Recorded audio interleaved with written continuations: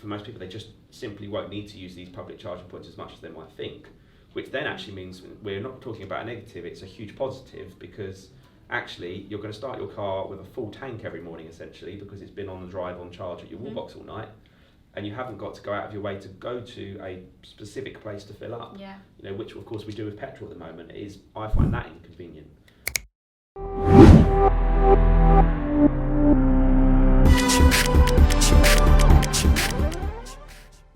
Hello and welcome to episode 1 of the Automotive Business Show. I'm the host, Mackenzie Taylor, and for the first episode I thought what better than to invite my own wife as the first guest.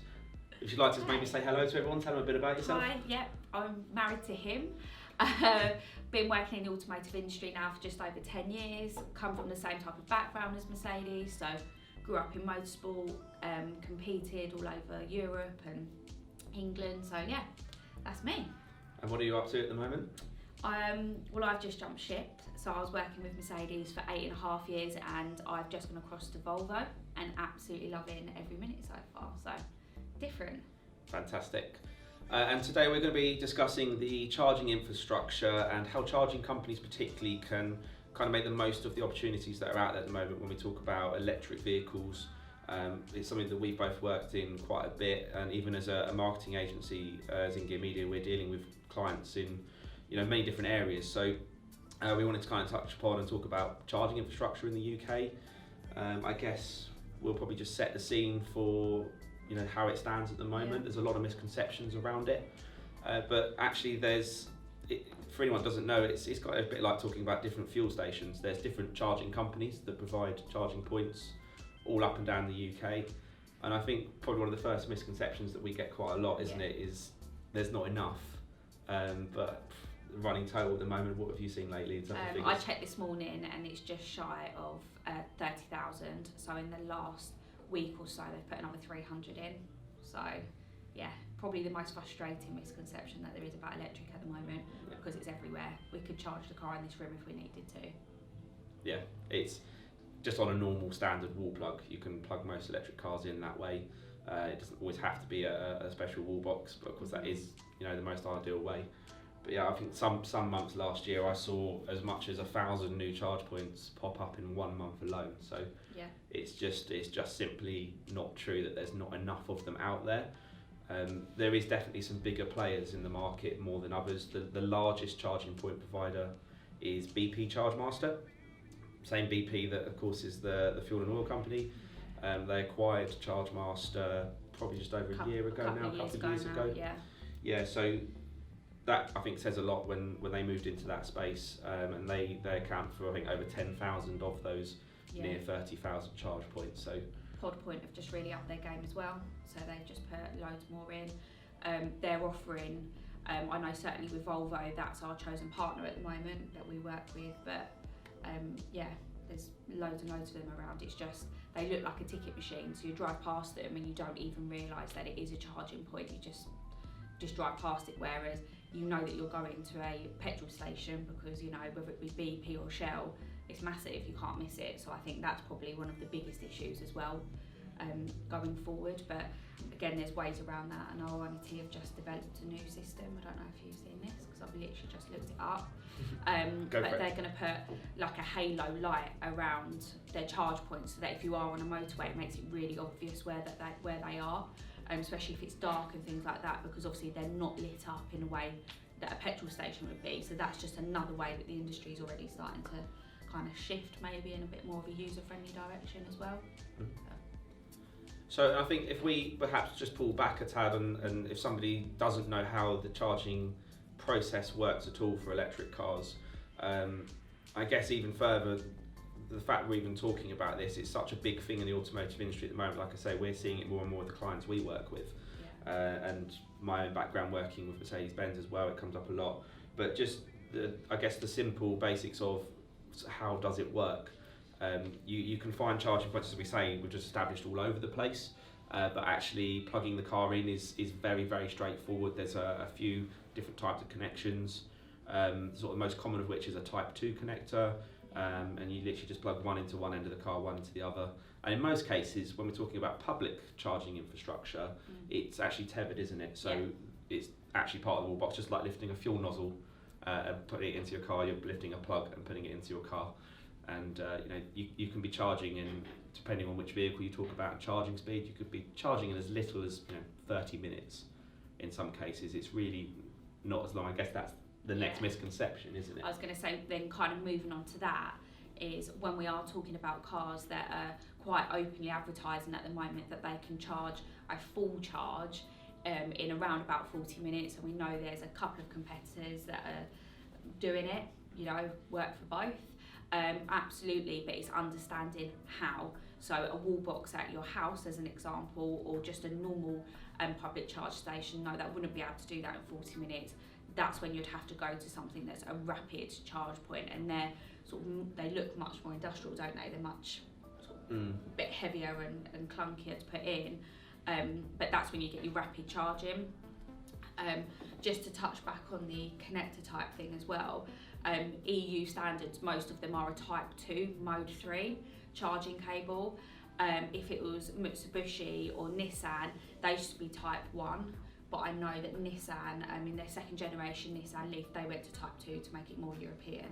So I think that's something that a lot of customers are asking, if they've got, Mackenzie says driving a BMW and I'm in a Wouldn't Volvo. find that happening very much. Well, yeah, you never know.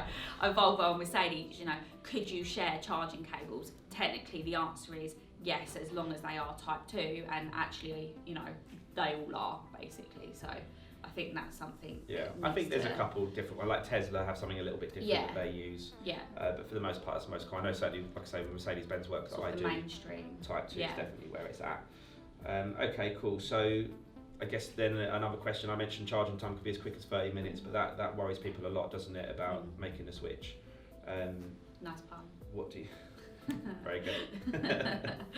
What do you think helps people when it comes to, or how would you explain charging times for a vehicle? I think there's a couple of ways of looking at it. Like, personally, for me, I think it would be really important to say to a customer, you need to have both types of charging cable in the car. So have a 3-pin charging cable, but also then have like your fast charge charging cable, i.e. this type 2. For me, the best way to remember it is a 3-pin plug has a type 2 cable, but a type 2 has a mode 3. Is that the right way? It's a bit confusing, isn't it? Yeah, so it's almost a bit back to front. But yeah, have both, because of course, if you're at your friend's house, they might not have a wall box. Probably going forward, that won't be an issue, because I think more and more people will be, but then at least there's electric all the way around, whether you have to quickly put the cable through the kitchen window to do it, however it is, you've always got a solution there if you need to. Just don't use an extension lead. Yeah, never use an extension lead. Okay, and then the big thing, I guess, always with this stuff, once you kind of establish, yes, there is enough of these charging points, yes, it is really easy to use. I think actually probably just to tack onto that easy to use part, the other thing people often say is, well, if I have to stop and wait at 30 minutes at a service station or 40 minutes, that's really inconvenient for me. We have to remember that actually, while we're talking about public charging, that's not really what most people will do. If you make a switch to an electric vehicle, then actually you're probably going to get a wall box at home anyway, and most people will charge their car then at home on the wall box. It's only really those long distance journeys where you're going to have to stop. I think as well, then at that point, what type of electric vehicle are you going to get? Because everyone's talking about electric and assuming that it's fully electric, i.e. Tesla, that type of thing that people kind of commonly know, the Renault Zoe, whatever it may be.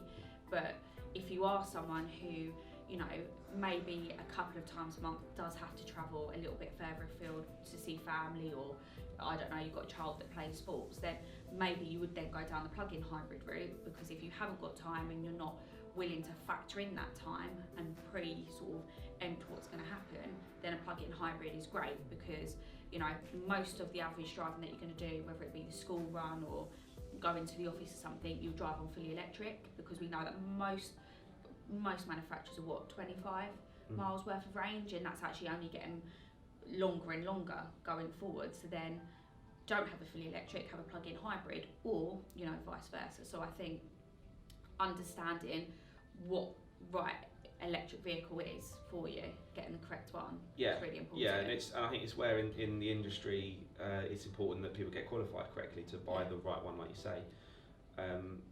But yeah, and interestingly as well, the SMMT released some data last year after some reports. The average person in the UK actually only drives 21 miles a day. You know, we think that we drive a long way, and lots of people think they do really long journeys, but you know, in my training classes most of the time when I'm training people, I often sort of just see where people travelled from or how far they generally travel, and 80% of them I would say are 20 miles a day or less on average in that room. So for most people, they just simply won't need to use these public charging points as much as they might think, which then actually means we're not talking about a negative, it's a huge positive, because actually you're going to start your car with a full tank every morning essentially, because it's been on the drive on charge at your wall box all night, and you haven't got to go out of your way to go to a specific place to fill up. You know, which of course we do with petrol at the moment. I find that inconvenient. Whereas it is. I could start the day with a full tank every day, which I think's really, really cool. So that's one of the pros for me. And again, I think as well, if you are doing a long journey, then you need to take a break anyway. Most of the cars, technology-wise, have got, whether it be attention assist or however they call it, they will have something that monitors your driving style. And let's be honest, most people after a couple of hours, you know, a bit of fatigue starts to come in, so you should be taking a break. So if you are just going to go and charge for 15-20 minutes and go and grab a coffee or stretch your legs, is that a negative thing? So you could then go down a whole other avenue of, is this going to make our roads slightly safer as well? Because there could be less tired people driving. So I think, you know, this has got as many walls up that people just creating themselves. Take 15 minutes, you know, just leave 15 minutes earlier to get somewhere on time and be safe. I can't see why people argue about it all the time. And the fact is as well that while a full charge might be 30-40 minutes, I mean, if I take the Mercedes EQC, I know it's an 80 kilowatt hour battery. The quickest DC charge for that is 40 minutes. But a lithium-ion battery doesn't, you know, the way it works. First of all, I'm not going to pull up on empty. I'm probably going to get there on 20%, 15% if I'm pushing it a little bit. Sometimes those of us that like to play fuel roulette, some people do. But you know, it'll be, I guess, you might go for a bit more, but generally you're not going to be empty. Secondly, the way the battery works is, of course, as you know, that it will charge up to the first 80% in almost half the time. It's that last 20%, and you know, our phones are no different. You know, you'll notice a smartphone charges to 80% really quickly. It's like the pre-night out, put your phone on charge quick, and you've got 20%, and then you've only got 20 minutes or so, and then all of a sudden you've got 80%. It's the same mentality. But then on the flip side is when we're talking to customers, and even, you know, again, us in our training rooms, talking to sales execs, if we use an iPhone comparison, then we've got to put that in perspective as well, because people then go, well, is the battery going to last as long as a certain manufacturer's iPhone that will change after an amount of time? Well, it's different. You know, what did you say, there's 20,000? Yeah, just like 19,500 iPhone 8 batteries are equivalent to one Mercedes EQC battery. So again, it gives you an idea. If your phone lasts you a year or 2 years, then a battery that's 19,500 times bigger in terms of capacity, it's going to last. And the warranties on these batteries as well. You know, I've been doing some research over the last sort of couple of days, looking at competitors in the premium segment and non-premium as well. And actually, the non-premium segment, they're offering really, really strong warranties for everything. So I think, you know, that concern. What have you seen? How long? So I can't off memory, but a Kia is like crazy warranties. Over 10 years? Over 10 years. You know, I think over 100,000. That's for plug-in hybrid, not fully electric. Historically speaking, a battery warranty in a fully electric is always that little bit higher. The mileage is longer than a plug-in hybrid, but with the Kia, and the plug-in hybrid Kia, it is actually in fully electric terms of warranty where it's sitting band-wise. So again, but understanding how to charge a car and look after the battery in the best way, that's going to help as well. It's like anything, isn't it? It's like changing the oil regularly in your combustion engine vehicle. You know, you've got to look after it, and it's different. And I always think of it as, it's not better or worse, it's just different. And sometimes we're resistant to change as human beings, but actually just gotta by get on with embracing it, you just have to get on with it. Yeah. I think as well, you know, we know that fueling a car is actually quite dirty. So you see people putting the plastic gloves on, you know, blah blah blah. Plugging your car into a socket is not, you know, it's not historically a dirty thing to do. If you go way back, and I'm talking very early 1900s, then we know that electric was actually more favoured at that point because it wasn't dirty, and actually there was more women driving, not meaning to stereotype, but there was more women driving at that point, and they favoured that because they wasn't going to get, you know, dirty, and, you know, if they're in their, you know, nice outfits or whatever it may be. So there's that kind of spin on it as well. Yeah. So I think there's so many positive ways to make the change. So I guess bring it back to infrastructure, which is what we're focusing on for today. The next kind of misconception can be around price, although of course we just had a bit of a discussion before we started filming about one of them. Really. But generally speaking, one of the draws to this type of thing is that it's much cheaper to charge an electric vehicle than fuel a car. So the average kind of price I see around the UK for a charging point is 15p per kilowatt. So I think that is starting to go up ever so slightly though. It is going up. I mean, I was texting you from the hotel that I was in last week in Wales, and I was, you know, kind of looking at, right, okay, more rural side of things, how is it? And they're looking at like 30p per kilowatt now, which is... But to put it into perspective for people that maybe don't deal with that very often, or kind of early stages of considering it, that's probably about between £5 and £10 to charge your car. Fully, depending on the battery, because of course if you have a bigger battery, it's like having a bigger fuel tank, so it's going to cost more to fill it up. Which is also something people forget, because when I got my new car, I said to you, oh, it's more expensive to fill up, and you was like, but Charlie, the fuel tank's a lot bigger. And I was like, oh yeah, so that is something that you need to consider as well. You know, if you go and buy a small, when you first get your first car, and you get, you know, whatever it may be, the typical kind of 17, 18-year-old car, the fuel tank is nowhere near as big when you start getting into, you know, a bit bigger car, but it's actually something you forget about. So, I forget about. But anyway. Cool. So cost is definitely cheaper on the whole, but we just saw some news, didn't we, from Ionity, who are not the biggest provider by any means. They actually only have a handful of charging stations in the UK. It's 3 or 4 sites. One opened in Milton Keynes about a couple of months back that I know of, which is 350 kilowatts, so it's super fast. Of course you need to have a car that's capable of taking that, which none really can yet, but it's future-proofing it. So they're very at the forefront in terms of technology, but there's not quite enough of them. But their goal isn't to be everywhere. Their goal is to be sort of every 100 miles or so along your route that you could. They've got over Europe. They said over 200. 200 across Europe, so, and like 5 or 6 in the UK, I think it is. So of course it changes every day, this stuff. So they might have put more in by now, but certainly it's around that sort of number. So they opted for, in terms of pricing structure, a flat fee of £7. That's it. That's how much it's going to cost you to charge. Which is actually, if I was to charge an EQC up, that's working out less than 10p per kilowatt, which of course would be £8. So most people don't even get that price at home. So that's super cheap. But of course, talk us through what you saw. I think whenever you're looking at information and going onto sites, my preferred one always to then kind of divert you off onto the right pages, if that makes sense, is always that maps. It's always, you know, right, isn't it? If that makes sense. So I was looking on there just to see what was going on. And that diverted me off to Ionity.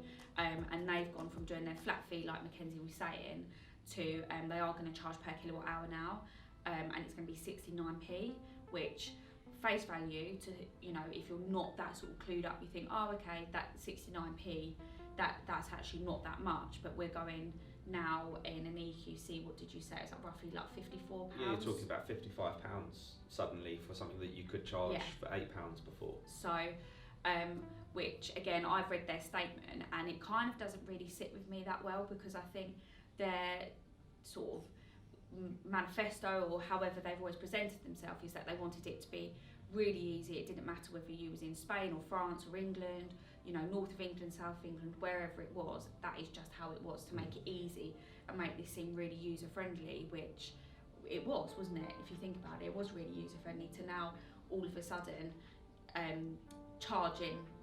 literally charging someone that much more. I mean, the only positive I can then think from that, from someone that's in the industry and understands the difference between AC, so alternating current, to DC direct charging, we know that DC charging all the time isn't going to be as good for the battery and longevity. So, you know, if you have got someone that's got a fully electric car, or for whatever reason, whether it's company car tax or who knows, then that might divert them off of actually doing something quite damaging to the battery by just not preempting and not thinking and just constantly on the motorway every day DC charging it. I don't know whether that is there. I don't know. Yeah, it's kind of going off on a tangent there, but I think you know, from my point of view, it makes it easier to explain to people, look, don't charge it that all the time. That is your worst case scenario situation. That's your once every month when you do that long journey or whatever it is. Yeah, and that's it. And it goes back to, for most people, they're not actually going to be needing the DC charging points like Ionity that often, because it's only in those long journeys where you're going to find them. Otherwise, you're just going to find a normal charging point or charge it at home. And by normal, I mean the sort of 22 or 50 kilowatt AC charging points, like mostly what BP Charge Masters tend to be, along with the others. Yeah. But I think as well, when we're talking about the charging, it's probably not technically the right way to do it, but when we talk about 3-pin, I would say that what it is, it's factually the slowest way to charge your car. Yeah. So if you've got a fully electric vehicle, would you want to 3-pin plug type charge it every day? No. But then the type 2 connector or the wall boxes at home or in the ones that you see a lot more of, I would say that's fast charge, and then you've got your rapid charging, because I know in some sort of articles and things like that, people put fast charge and rapid charge in the same box, and I think that's where it gets really misleading as well, because it's not. Rapid is rapid, fast is fast. Yeah. I think it goes back to the point of why we even thought of the idea of talking around these type of topics on camera. One, because we're around them a lot with what we do, but two, there's so much confusion out there. Yeah, we see it. I see it obviously in the training room. You do as well. You know, I've crossed manufacturers and you see it, and so yeah. Yeah, no, it's just a minefield to try and get right. Okay, so I bring it to kind of a more of a marketing look then. What do you see as ways people could, if we think about the actual charging companies like BP Charge Master and Podpoint and Ionity and ChargePoint, what can they do to entice people to use their service? What do you think draw people to their services? For me, it'd be something, offering something as simple as like a selfie campaign or something. If you, whatever the provider is, if you went to that charge point, take a selfie next to that charge point, and then you could put yourself in the running to have a month's worth of free charging or something really like that. That's a good idea, isn't it? I just thought of that. You should sell that to them. Because if you think about it, that's copyrighted, okay? people that are, intrigued or looking down this electric route, I think you've got to be quite tech savvy or be confident with technology to be able to do this, because let's be honest, every single charging people that you use, whether it is Podpoint or Genie Point or BP Charge Master, you've got to create an account for each one. Yeah. So you've got to be comfortable with doing that. You've got to be comfy with using your phone or using your laptop. Now, most people that are comfy with that use a form of social media, don't they? Yep. So, and also, would it be a really good way of kind of maybe, like if a circle of friends then are putting pictures up on their social media, whichever it may be, it shows awareness of where those charge points are as well. I don't know. Yeah. I think it's a really cool idea. I really like it. I think for me, there's, if you go back to again basics of what is the product, what is the price, and how they're going to promote it. I think you have to think of the product and how can they make it as easy to use as possible. We know in this modern climate, the easier something is to use, the better. Uber is really successful because I press a button and a taxi picks me up. Netflix is really easy because I can just scroll through. So controversial. Well, they're looking at electric cars as well, actually. At this point. To be fair to them, they're one of the biggest people. They're one of the biggest, but the point is, it's really easy to use. So I think we have to then think, how can we make that the same for charging infrastructure? And I know that there's different types of membership available. So again, to use BP Chargemaster because they're the biggest, they're the one I tend to sort of think of first. They have their membership cards, or they call it the Polar Plus network, or Polar Plus membership, and that then unlocks about 80% of their sites to use for free. Yeah. Which I think is a really cool way to do it, and you get a bit of a trial depending who you buy your How car much with. is that a month? It's like £7. Don't quote me exactly. It's something like a £5, maybe just under that. Yeah. So, but for most people, suddenly that's a no-brainer, because if I'm going to spend £8 to £10 charging my car once, why wouldn't I pay for a membership that makes most of these charging points free? So it's a really cool way of doing it. I think it's a good idea. And of course, for their point of view, it captures people's details. They can remarket to them, retarget them, and sort of keep that communication going that marketers want. So I think from that point of view, it's really good. You're right though, the difficulty is always in having to get different accounts. Yeah. And I've done it working up and down the UK doing different jobs with electric cars now, that you have to have a different account for this company, then you go to another location, you have to use a different charging point, you need a different account again, and it's just topping up wallets, and it's a pain. So again, if we could make it easy and we had a service that lets me access all of those for through one account, I think that would be amazing. I know some people are working on that. I know Mercedes-Benz have Mercedes Me Charge, which basically is that. They have over 200 providers in the UK, 300 across Europe, that you can access with just your Mercedes Me Charge account, which is really, of course, I think, and good. that's probably a topic for another day, but talk about connectivity in the cars and how this is all like a big picture and everything needs to be connected in order for it to work. I think just kind of bouncing back, I think, we don't want to be too negative in the sense of saying, well, you need a different account for each one, because yes, you do, but I think you learn your drive route. So once you've done it once, you have literally done it once. Yeah. Whereas probably we're in a bit more of a unique situation where would we have a fully electric car at the moment? I know I can't because of the amount of mileage that I do. Yeah, well, I think we probably both push 20,000 miles a year, probably going to go well over that. Yeah, you probably what 30 something. You do a lot of long distance driving. Yeah. So I think at that point that's a different topic. But yeah, once you kind of know where you're going and you know that your friends live in that Hertfordshire, or you're coming across from Surrey, you'd know where you're going to stop and you'd know who the providers are, and you've just set it up. I think everyone says they're not biased when it comes to having fuel stations that they prefer.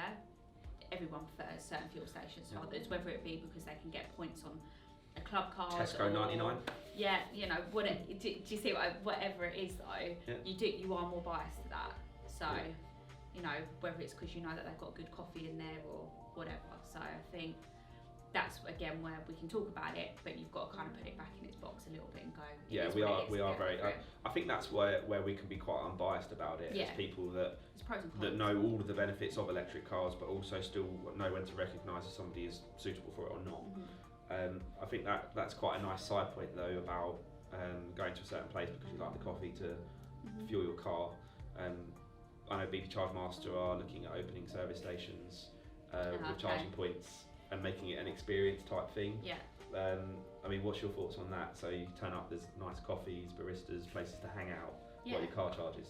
Well, I think it makes sense, doesn't it, as well, because you can be probably a little bit more productive with your time.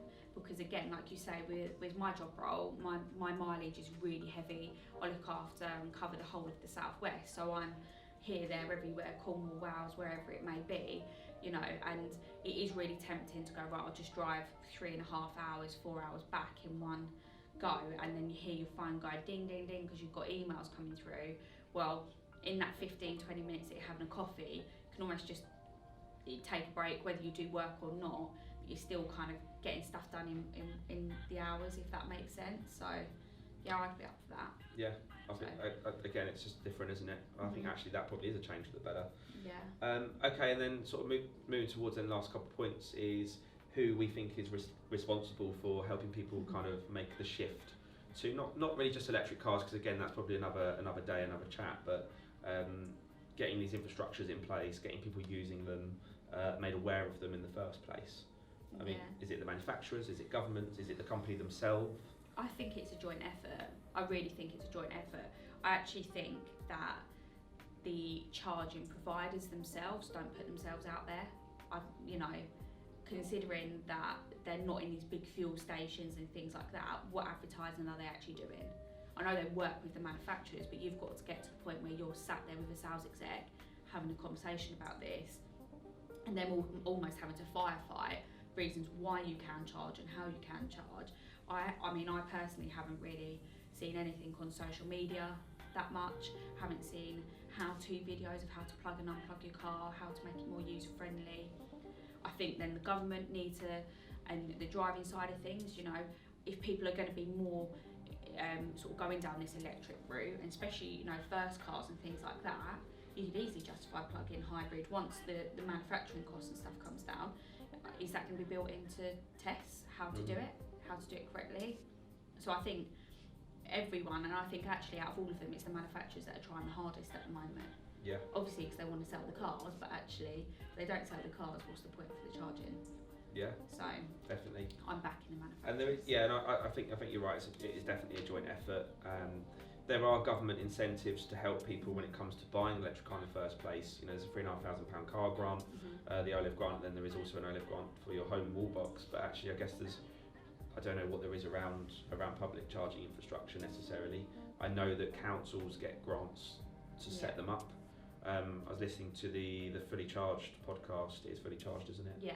The Fully Charged podcast. They're really good, by the way. Like, to check out. I listen to them a lot. Lots of, if you're interested in this kind of this side of things. Yeah. Fully Charged is great. But yeah, they were talking about they had different city councils on from like Nottingham, from Manchester, and they've been saying, and even Dundee, which surprised me. Yeah. So they're getting grants to set up more charging infrastructure, and also doing things like encouraging fleets to shift across. I think that's a big step. Yeah. You know, if they can get big companies with fleets of vehicles to shift to electric. So I know Dundee, they said they started with taxis and certain sort of incentives. Yeah. So that then they were talking about the positives of the incentive rather than the negativities that you could fall into the trap of talking about with public charging and electric cars. So definitely, a joint effort, but governments I know are working a lot. I also heard a bit about community charging. Have you heard anything about that yet? Yeah. So that's an interesting setup. I do know what you mean. Yeah. Yeah, community charge. So where people can actually buy access to part of a wind turbine or a wind farm or a solar farm. I know some people are starting to, or some towns are starting to look into that now, and it's quite an interesting concept because of course it means that the community themselves actually own part of the power source. Yeah. So it sort of moves the energy company out of the equation a little bit, and they're taking control of their own energy. Yeah, which I think people, again, probably another podcast for another day, but people are becoming so aware about the sustainability side of things as well. So, you know, whether it's, I don't know, getting local schools involved with things, I don't know how, but I think this has got to become and seem a bit more user friendly because it is quite daunting. Yeah. I can feel myself earlier when we start going type 2 plug, mode 3 cable. It can just blow people's minds really quickly if they're not kind of already open to it. Yeah. So I think that's another good point is education from early on. Not necessarily just schools, but in terms of, you know, social media would be a great place to where everyone's at, isn't it? Yeah. So just short videos, that type of thing. But you know, are they going to put online chats as well? I don't know. There's loads of things that you could go down the route, couldn't you? So I think it's to be continued. I'm sure they've probably thought of some of it already, but I'm owning that selfie idea. That's copyright selfie idea. I do like it. Yeah. If we ever get approached by a wallbox company or charging company for marketing, there's an idea that we've got in the bank already for them. Cool. Okay. Well, that brings us to end of episode 1. Hope you enjoyed it and found this useful. We're looking to do a lot more of this type of stuff, talking about a whole range of topics in and around marketing and the automotive industry. We also have the Surrey Business Show as well, which we'll be filming some of as well. So please let us know what you thought. Any comments is always greatly appreciated, particularly as it's early on. Let us know what you'd like to know more. If you have questions, maybe you have some questions around charging points and electric cars, drop them below. We'd love to kind of use that to shape our future videos. And thank you to my wonderful wife, our first guest for episode 1. Anytime. I'm sure I'll be back. I Yeah. quite enjoyed it. Well, that's good. Yeah. Charlotte gets roped into all sorts of stuff thanks to me and InGear Media, so yeah, I'm sure we'll see her again for other topics soon. But that's it for now then. Thank you very much and goodbye.